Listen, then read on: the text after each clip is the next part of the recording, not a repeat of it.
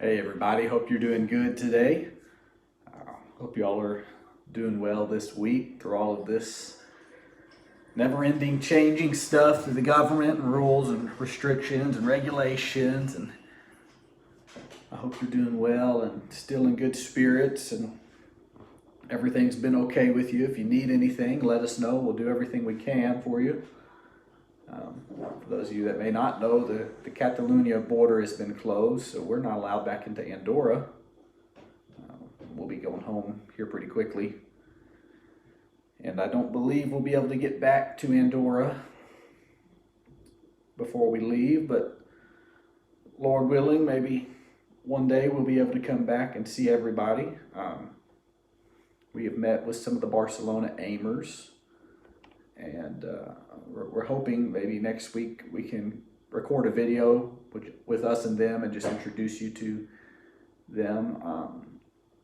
The Tingley family are going to be the ones that are kind of going to be taking care of making sure and orchestrating and getting it and kind of help take care of the church. They're going to be the ones that kind of help take care of the church while the BBs are gone until they get back.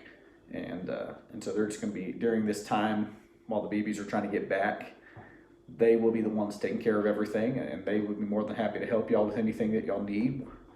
We'll be more than happy to help you with anything you need, or the BBs. You can always reach out to them. They love to hear from y'all, and even though they're in the United States right now, they love to hear from y'all, and they have no problem with you calling them on the phone and saying hi or sending them a message on Facebook.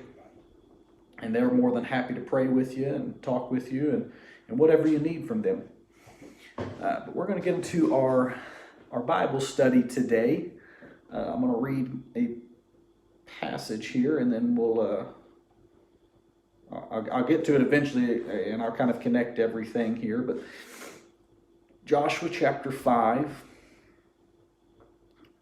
At this time the Lord said to Joshua, read here in verse 2, at this time the Lord said to Joshua, make flint knives and circumcise the Israelites again.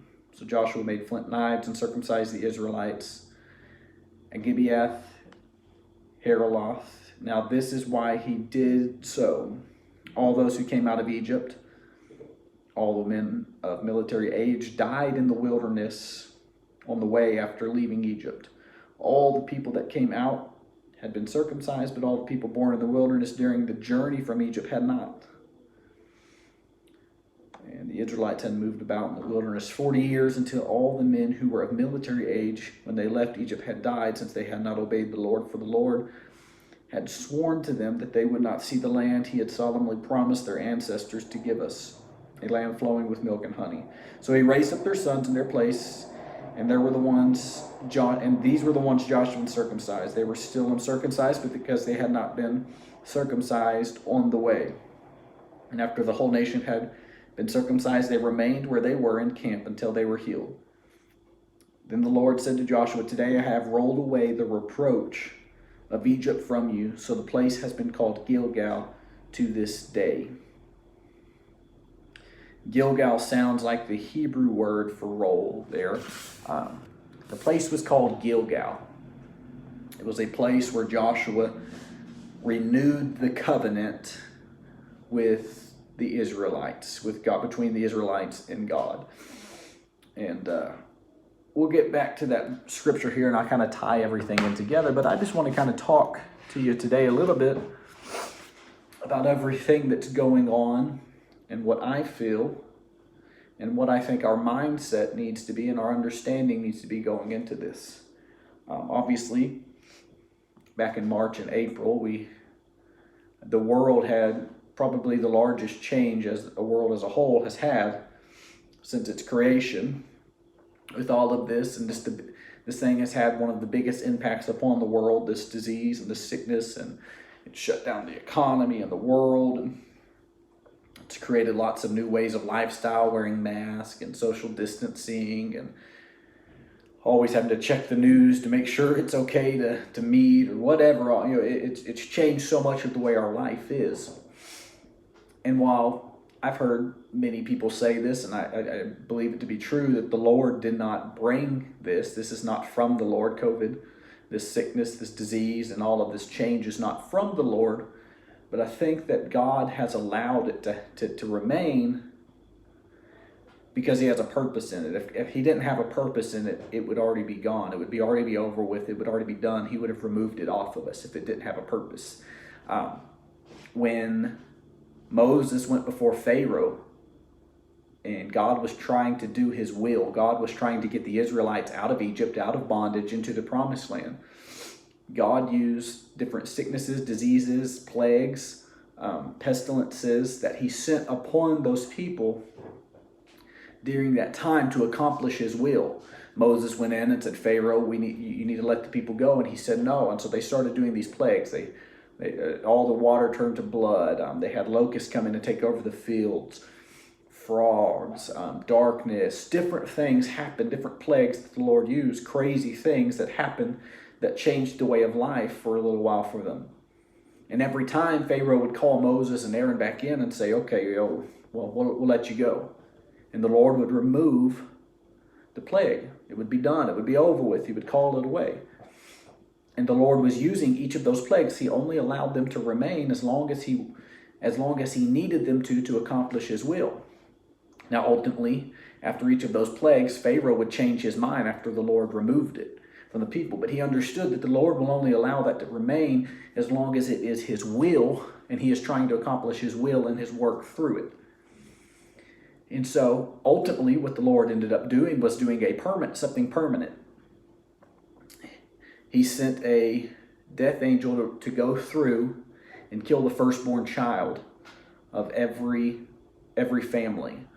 The Israelites were protected by it as long as they put blood of a lamb on their doorpost, and that angel would pass by their house and not go and kill the firstborn. But ultimately, that last plague was where the angel of death went in and killed the firstborn, all the way from Pharaoh all the way down, every Egyptian.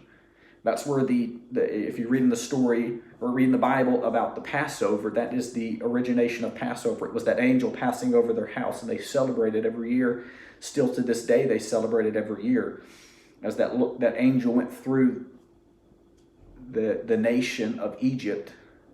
It impacted every single Egyptian home. It did not skip over one home of the Egyptian, but it skipped over every home. But I say all that to say this: the Lord used those plagues to accomplish his will, to accomplish his work. Ultimately, his goal was to get the Israelites out of Egypt, out of bondage, into a different place, into the promised land. He was trying to get them to move. He was trying to move them to where he wanted them to. He was doing a work. And he allowed things to come upon them and allowed things to come upon the world at that time to do his work. But as soon as his work was done, as soon as Pharaoh said, okay, y'all can go, he pulled it away. And he would take the plague away. And I believe that that's a perfect precedent for that. The Lord will only allow things to stay if he's using them. And while I don't think that God sent COVID upon the earth or created it and it was just he decided it was going to happen and this was all from him, I think that he is allowing he is allowing it to remain because he still has some stuff that he wants to do to us. He still wants us to wake up, open our eyes, and realize that he's the only thing that matters. That he's the only one that we need. We don't need anything else. He's the only one. He wants to be the one that provides everything for us. He wants to be the one that we find peace in. He wants to be the one that we find hope in. He wants to be the one that we find communion and fellowship and relationship with. And so I don't believe that the Lord has put this thing upon the earth per se of him just stretching forth his hand and putting it on the earth. But I do believe that he is using it to try to help his church wake up and get ready. And I don't believe that we'll ever get back to the way it was before. I don't think so. The Israelites, during all of that, when the Lord used those plagues, it was not his goal just to put those up on the earth to bother the Egyptians, and then once he pulled it off, everything was the same. No, he used those to move his church, to move the Israelites. The Israelites represent the modern day church. The New Testament church in the Old Testament was the Israelites. That's his people. It's his chosen people. It's his royal priesthood. It's those ones that he's chosen that serve him. And the end goal in all of that was for him to bring them to where they needed to be, and bring them to a place where they needed to be. And while for the Israelites it was a physical place, a physical promised land, I think for us in the modern church now, it's a spiritual promised land. It's a spiritual place that he's promised to us. And it's a place of supernatural, and a place where the miraculous flows and the prophetic flows, and it's a place that he is trying to move his church into. And I don't think that that he's letting all of this happen just to let it go back to normal. But rather, I think it's going to be a little bit more like that last plague. There's going to be parts of this that are permanent. There's going to be some things that come out of this. We're not going to go back to the exact same way of life that we were in before. There's going to be a new normal. I hear that term used a lot. We're ready to get back to the new normal, whatever that is.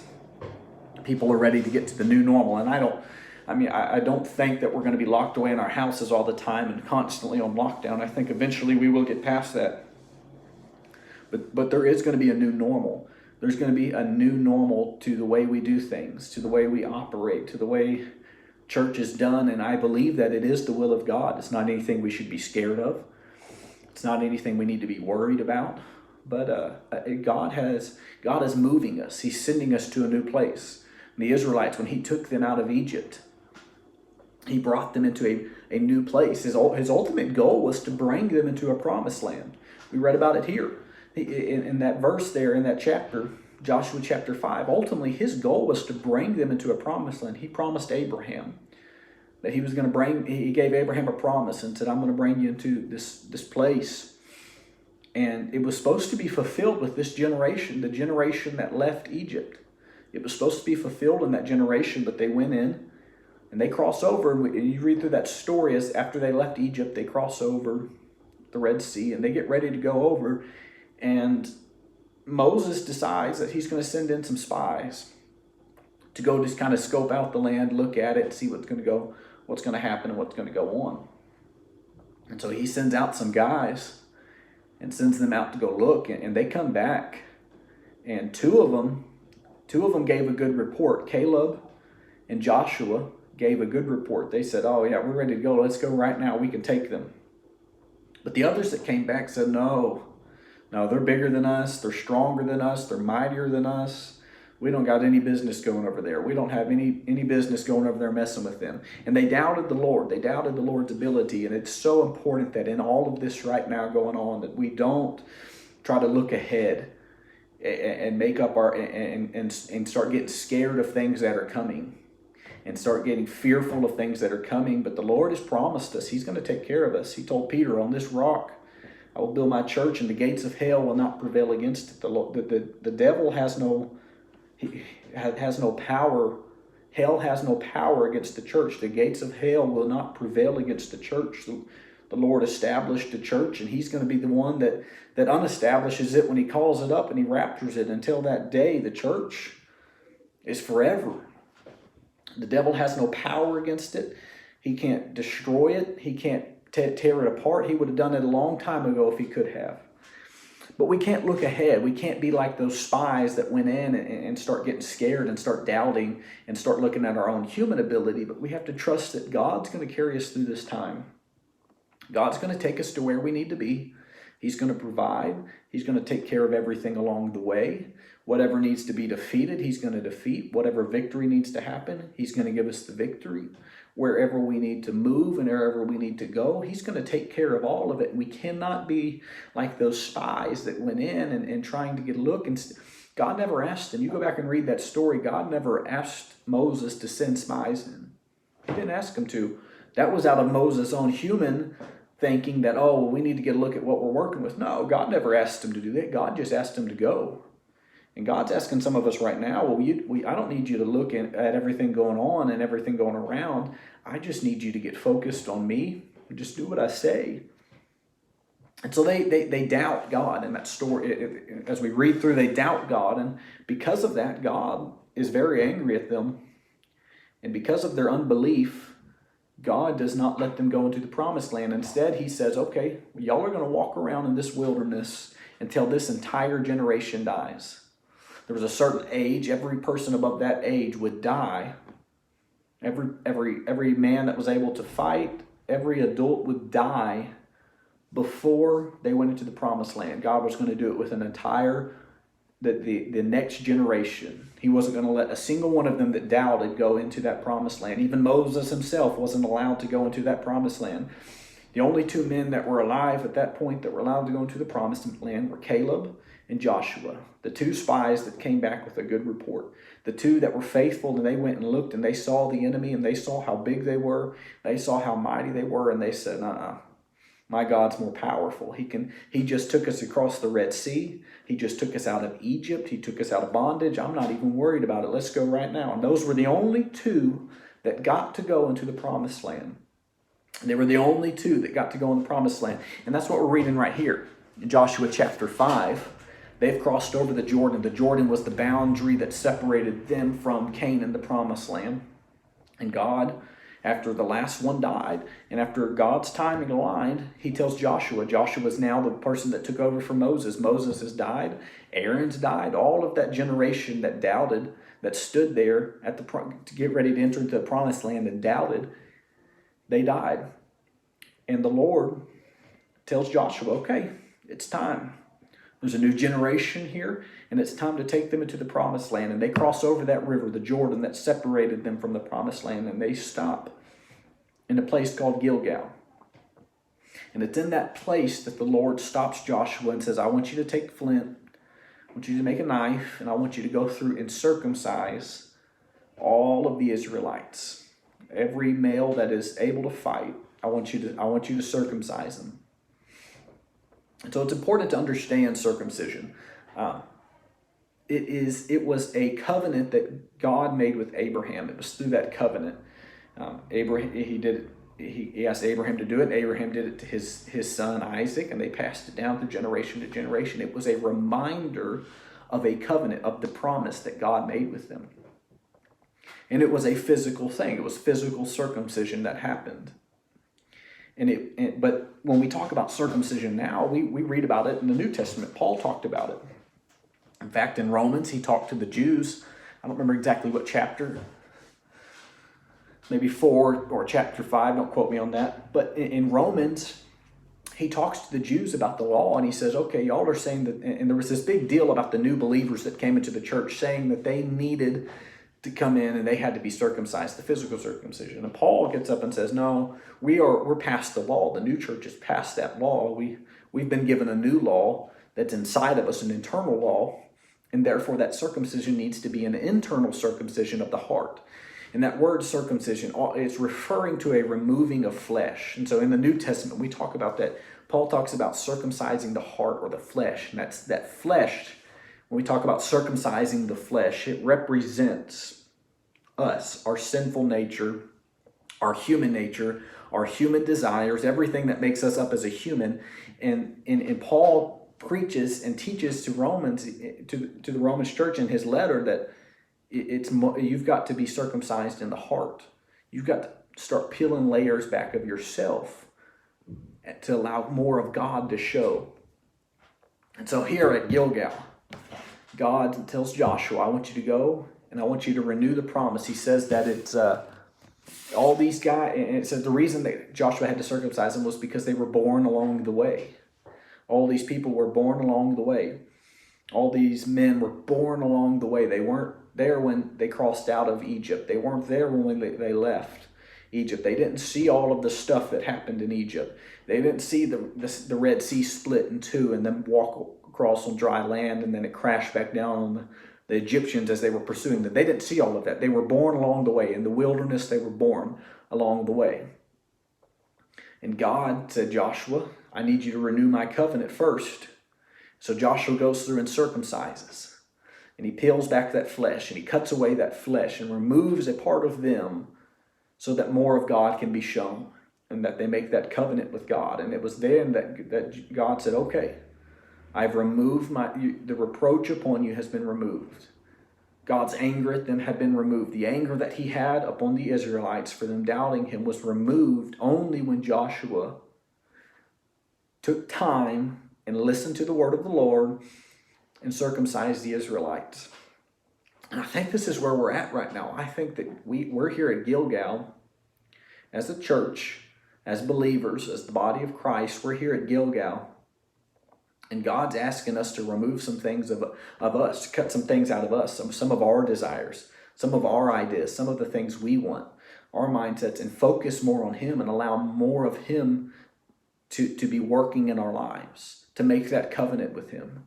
We're in a place right now, and God's saying, will you just make a covenant with me? Will you open your eyes and realize that this world, anything could happen at any point, everything could close down, everything could crash. Our economy is 2 days from crashing at any point, and the world is always from one week to the next. We don't know who's going to be shut down or where there's going to be an outbreak. And God's saying the only thing constant, the only thing sure is me. And He's asking His church, will you renew your covenant with me? We've got distracted. We've gotten used to a certain way of life. We've gotten used to the idea of we come to church every now and then, but we work. That's our main goal, is we work a job and we make money and we live our life here and we build up our desires of things on this earth. But it was the same way with them, the Israelites. Before they could go into the promised land, they had to renew that covenant. They had to get their minds right because they got so used to their life. All of those that were born along the way, all they knew was life in the wilderness. Life in the wilderness was moving around as God asked them to move. They had the tabernacle. They had the priest. They had a set way of doing everything. You go back and read it. God gave them specific instructions for everything that they did. It was very specific. They walked around and God provided food for them. He gave them manna. He gave them whatever they needed when they cried. He touched the water and took the bitterness out of it. He time after time, but they got so used to a certain way of lifestyle. God just provided everything for them, and they just lived their lives. They just got so focused on the earthly. They got so focused on earthly things, and they were not in the right mindset to go and move into a spiritual realm and go into the promised land, because they had no covenant with that promised land. They had not made that covenant. They had not had that circumcision and made that agreement with God about the promised land. They had no relationship with that. They had no sentimental value in the promised land. But it was when Joshua took them and began to circumcise each of them that they had that moment and they made that relationship with the promise of God. And they got that relationship with the promise of God, and they got it in their hearts, and they got that sentimental value for it, and they got the emotional attachment to it. And they had that physical thing in their body that reminded them, no, God's got more for us. But at Gilgal, they had to get in the right mindset that everything's about to change. We're about to go to war. We're about to go to battle, and we're about to take something that's ours. And God's trying to get His church to realize that it's time. The world is growing more and more wicked. The world is growing every day. We see new things come out, and every year it seems like the world is getting more and more wicked and more evil, and more things are becoming accepted as normal and accepted as okay. And we see in America, we see rioting in the streets and burning buildings down, and there's so much division among people, so much division. Even here in Spain, in Catalonia, you look at any time any new government stuff comes out, there's division between the people and the government. There's just division, more and more division, and everybody's on edge. And God's trying to get His church ready, because it's going to be coming that day soon when this is all wrapping up and it's all done, and God is trying to get His people to focus. And He's giving us one last chance to say, is this really what you want? Am I really your God? Or am I just somebody you worship on Sunday, and somebody that it makes you feel good on a Sunday service or Saturday Bible study, but the rest of the week is about you?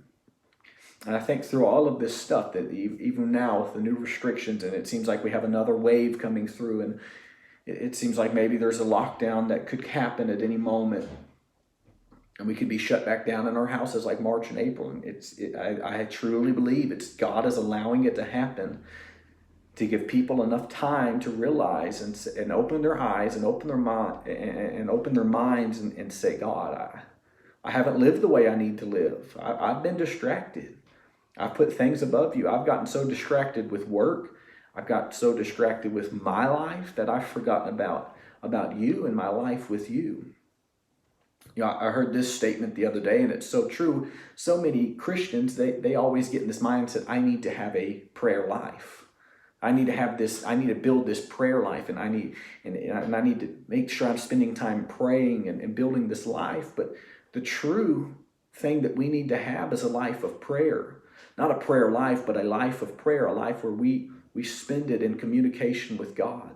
A life that is spent in relationship with God, not just a specific hour or 30 minutes in the morning or in the evening time, but a consistent, constant relationship with God where everything we do, we ask Him.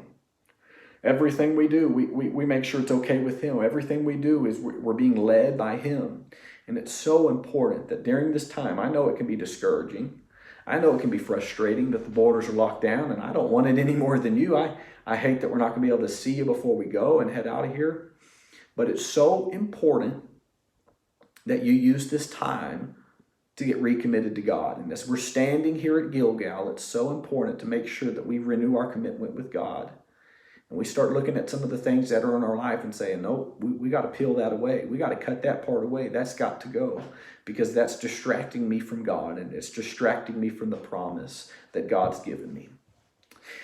Amen. I pray God bless you this week, keep His hand on you and protect you. We love all of you. If you need anything, let us know. We're praying for each of you. Amen. God bless.